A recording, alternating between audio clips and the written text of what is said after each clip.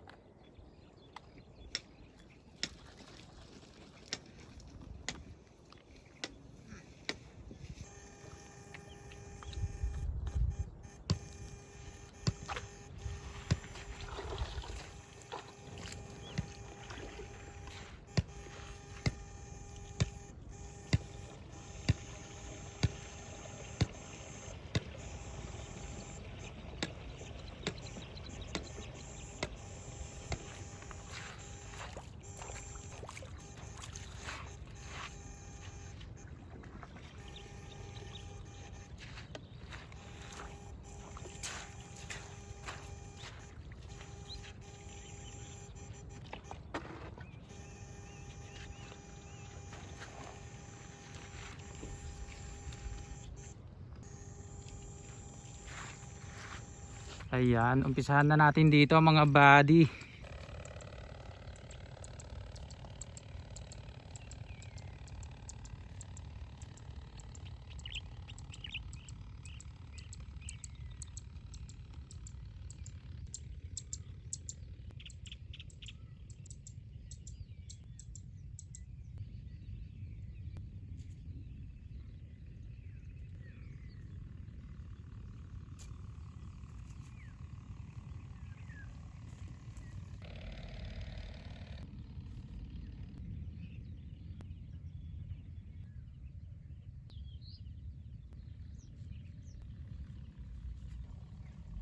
Okay, mag-aalas 3 na mga buddy. Mag-spray naman po tayo maya-mayang konti, mga 3:30 siguro para medyo malamig na mga buddy.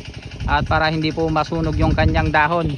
Gagamit po tayo syempre ng pampadahon. Ito po yung gamit ko mga buddy. Power Max. Ito naman yung pampapulas ko. Zenglow Plus mga buddy.